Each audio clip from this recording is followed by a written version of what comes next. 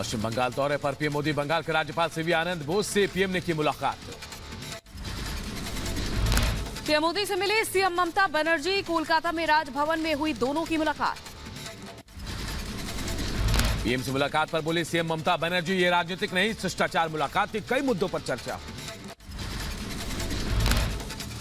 PM Modi ने पश्चिम बंगाल को दी विकास की सौगात। पीएम ने आरामबाग में 7,000 करोड़ से ज्यादा की परियोजनाओं का शुभारंभ किया।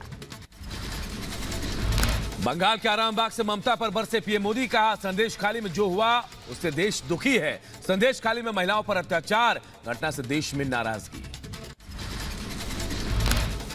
पीएम श्री ने संदेश खाली की बहनों के साथ जो किया है वो देखकर पूरा देश दुखी है। हर चोट का जवाब वोट से देना है। शाहजहां को लेकर ममता सरकार पर बरसे पीएम। बोले टीएमसी ने आरोपी नेता को बचाया। अपराधियों को संरक्षण देती है टीएमसी। अब हर चोट का जवाब वोट से देना है। मुख्यमंत्री दीदी ने, बंगाल सरकार ने टीएमसी के नेता को बचाने के लिए जो भी कर सकते थे पूरी शक्ति लगा दी। हर चोट का जवाब वोट से देना है। पीएम मोदी ने बंगाल में विकास को लेकर ममता सरकार पर निशाना साधा। बोले टीएम से बंगाल का विकास नहीं होने दे रही है। केंद्र सरकार विकास को लेकर कर रही है काम। बंगाल विकसित होगा तभी भारत विकसित होगा। ये गरीब विरोधी टीएमसी वो भी नहीं करने देती।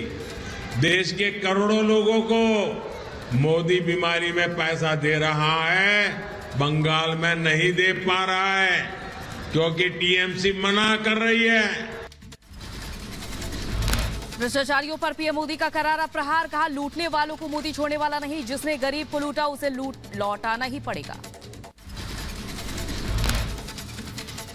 मैं आज बंगाल को वादा कर रहा हूं, मेरी गारंटी है, ये लूटने वालों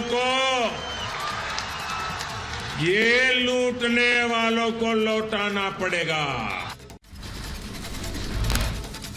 बंगाल के आरामबाग में पीएम मोदी की रैली में पहुंचे हजारों लोग। रैली में दिखा लोगों का हुजूम। पश्चिम बंगाल के आरामबाग में जनसभा के बाद राजभवन गए पीएम मोदी। राजभवन में रात्रि विश्राम कर पीएम आज बिहार दौरे पर रहेंगे। टीएमसी नेता कुणाल घोष का पश्चिम बंगाल राज्य महासचिव पद से इस्तीफा। प्रवक्ता का पद भी छोड़ा। कुणाल घोष ने टीएमसी नेताओं पर उठाए सवाल। का मौजूदा सिस्टम में मिसफिट हूं, नहीं कर सकता काम। लोकसभा चुनाव से पहले तेलंगाना के में बीआरएस को बड़ा झटका लगा। सांसद बीबी पाटिल बीजेपी में शामिल हुए। बीजेपी महासचिव तरुण चुग ने बीआरएस को बताया बाप, बेटा और बिटिया पार्टी। बीजेपी जल्द जारी कर सकती है पहले लिस्ट। 100 से ज्यादा नामों का ऐलान हो सकता है। 35 से 40 मौजूदा सांसदों का टिकट कटने की संभावना। नई दिल्ली सीट से बांसुरी स्वराज को मिल सकता है टिकट। बीजेपी अध्यक्ष जेपी नड्डा आज उत्तराखंड के दौरे पर लोकसभा चुनाव की तैयारियों पर बैठक करेंगे। बीजेपी अध्यक्ष जेपी नड्डा देहरादून में प्रबुद्ध जन सम्मेलन को भी संबोधित करेंगे। चुनावी तैयारियों का जायजा लेंगे। आज अयोध्या दौरे पर गुजरात कैबिनेट। सीएम भूपेंद्र पटेल के साथ 25 सदस्यों का डेलीगेशन अयोध्या पहुंचेगा। गुजरात कैबिनेट रामलला के दर्शन करेंगे। बीजेपी नेता उमा भारती ने अयोध्या में रामलला के दर्शन किए। उमा भारती ने कहा अयोध्या की तरह काशी और मथुरा में भी भव्य मंदिर बनेगा। निर्वाचन आयोग ने सभी राजनीतिक दलों को दी नसीहत। कहा जाति और धर्म के नाम पर वोट नहीं मांगे। दिल्ली के सीएम अरविंद केजरीवाल आज से पंजाब के 2 दिनों के दौरे पर रहेंगे। इस दौरान कई कार्यक्रमों में वो शामिल भी होंगे। सीएम अरविंद केजरीवाल जालंधर, लुधियाना और अमृतसर में करेंगे कार्यक्रम। पंजाब सीएम भगवंत मान भी मौजूद रहेंगे। बीजेपी नेता रमेश बिधूड़ी के केजरीवाल पर हमला। उन्होंने क्या कहा, अपनी नाकामी दूसरे के सिर पर डालना केजरीवाल की आदत है। अपनी नाकामियों को बार बार दूसरे के ऊपर डालना ये फितरत में, और दिल्ली के लोग समझने लगे हैं केजरीवाल को। उनका चरित्र सामने आ गया है। बीजेपी नेता तरुण चुग ने संदेश खाली को लेकर कांग्रेस पर किया हमला। कहा बंगाल में बेटियों पर अपराध हो रहा है और प्रियंका गांधी ने महिलाओं की सुध भी नहीं ली। इतना अपराध और आपके मुंह से दो शब्द नहीं निकले, दुर्भाग्यपूर्ण। ये दोहरा चेहरा, मैं लड़की हूं, लड़ सकती हूं कहने वाली प्रियंका गांधी जी, एक बार कलकत्ता हो तो आइए, बारासत हो के आइए, संदेश खाली मिल के तो आइए। कांग्रेस विधायक नीतू सिंह ने भी दिखाया बगावती तेवर। कहा बीजेपी लोकसभा का टिकट देगी तो कांग्रेस छोड़ देगी। अगर कांग्रेस टिकट नहीं देगी तो भाजपा के साथ चले जाएंगे। अगर लोकसभा का टिकट देगी तो मैं सोचूंगी। ठीक हो, चलिए। हिमाचल में कांग्रेस के 6 बागी विधायकों की सदस्यता पूरी तरह से खत्म। सचिवालय ने जारी किया नोटिस, दल बदल कानून के तहत अयोग्य करार दिया।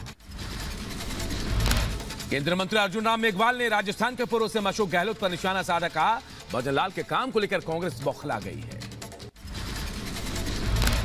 मेरे ख्याल में समझ में ही नहीं आता क्या बोल रहे हैं वो। या तो हताशा में बोल रहे हैं, उनको लग रहा है कि मेरी योजनाएं बहुत अच्छी थी, हम कैसे हार गए। मुझे लगता है हताशा में बोल रहे हैं। वो कह रहे हैं यूपी के मैनपुरी में सपा सांसद डिंपल यादव ने बीजेपी पर साधा निशाना। कहा बीजेपी ने देश की अर्थव्यवस्था को डुबो दिया है। जो प्रकरण हुआ है कि सीबीआई का ये जो नोटिस आया है, तो मेरा मानना है कि इस तरह के नोटिसेस बहुत सारे नेताओं को आ रहे हैं जो भाजपा का कड़ा मुकाबला कर रहे हैं। लोकसभा चुनाव से पहले बीजेपी ने बीआरएस को एक और बड़ा राजनीतिक झटका दिया। तेलंगाना के जहीराबाद से बीआरएस के सांसद भीमराव वसंतराव पाटिल ने बीजेपी का दामन थाम लिया। हिमाचल सियासत पर बड़ी खबर सामने आई है। विक्रमादित्य ने सोशल मीडिया से मंत्री पद हटाया है। बायो में विक्रमादित्य ने लिखा है हिमाचल का सेवक।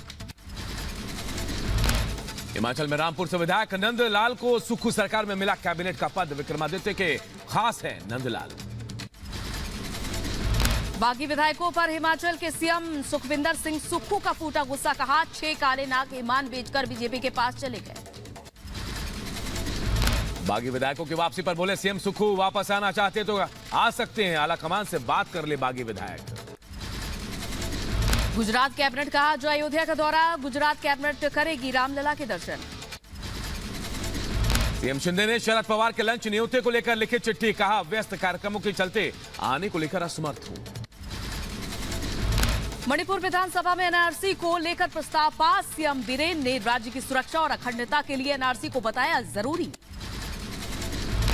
किसान नेता मनजीत सिंह ने कहा 3 मार्च को कई बड़े ऐलान किए जाएंगे और सरकार रोकती है तो शांतिपूर्वक विरोध भी किया जाएगा। दिल्ली में डीडीए की कार्रवाई पर मंत्री सौरभ भारद्वाज ने किया बीजेपी पर हमला। कहा गरीबों का घर तोड़ना बीजेपी को भारी पड़ेगा। पिछले 1.5 साल में जितने डिमोलिशन दिल्ली के अंदर हुए इतने कभी नहीं हुए। करीब करीब 3 लाख लोगों को बेघर किया गया है। बिहार के दरभंगा में हुए बम धमाके की जांच जारी। आरोपियों की धरपकड़ के लिए कई टीमों का गठन। सभी बिंदुओं पर व्यक्तियों को चिन्हित कर रहे हैं। इसमें तकनीकी माध्यम से भी और अपने गुप्त रूप से भी हम व्यक्तियों का पहचान कर रहे हैं और जल्दी इस पर गिरफ्तारी कर ली जाएगी। छत्तीसगढ़ के बीजापुर में नक्सलियों ने बीजेपी नेता की हत्या की। नक्सलियों ने धारदार हथियार से हत्या की। यूपी का बुलंदशहर में अवैध कॉलोनियों पर चला बुलडोजर। मौके से अवैध कॉलोनाइजर्स हुए फरार। यूपी के अंबेडकर नगर में गैंगस्टर अजीज गिरफ्तार। पुलिस अपराधियों के खिलाफ चला रही है अभियान। यूपी के गोंडा में युवती ने पति के खिलाफ दर्ज कराया मामला। ससुराल पक्ष पर प्रताड़ित करने का आरोप लगाया है। यूपी के मुजफ्फरनगर में गौकशों और पुलिस के बीच मुठभेड़ हुई। गोली लगने से पुलिस अधिकारी घायल हुआ। यूपी में 12वीं कक्षा के पेपर लीक मामले में योगी सरकार का बड़ा एक्शन। आगरा के अतर सिंह इंटर कॉलेज की मान्यता रद्द हुई। यूपी बोर्ड मीटिंग में फैसला। हल्द्वानी हिंसा मामले में कार्रवाई जारी। हिंसा में शामिल 5 महिला उपद्रवी गिरफ्तार। नैनीताल पुलिस ने अब तक कुल 89 उपद्रवियों को जेल भेजा। 1993 बम ब्लास्ट के मुख्य आरोपी अब्दुल करीम टुंडा को बरी किए जाने के खिलाफ अपील करेगा सीबीआई। वहीं मामले में टाडा कोर्ट अजमेर ने 2 और आरोपियों को उम्र कैद की सजा सुनाई है। एमपी के नर्मदापुरम में पशुपति धाम मंदिर के लिए निकाली गई द्वारकाधीश मंदिर से भव्य कलश यात्रा में बड़ी संख्या में महिलाएं शामिल हुई।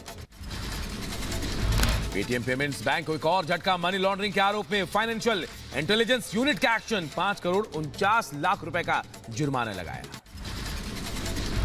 भारतीय नौसेना की बढ़ेगी और ताकत, दुश्मनों का काल। MH-60R हेलीकॉप्टर बेड़े में जल्द होगा शामिल, समंदर में पनडुब्बियों को खोजकर निस्तनाबूद करने में है सक्षम। यूपी के आगरा में वकील की 8वीं मंजिल से गिरकर हुई मौत, पुलिस ने अपार्टमेंट में दबिश दी। उधर यूपी के आगरा में पेपर लीक कांड में पुलिस ने आरोपी विनय चौधरी को किया गिरफ्तार, व्हाट्सएप ग्रुप पर पेपर वायरल करने का आरोप है। यूपी के बदायूं में पिकअप और ऑटो की भीषण टक्कर, हादसे में एक युवक की मौत के बाद मृतक के परिवार में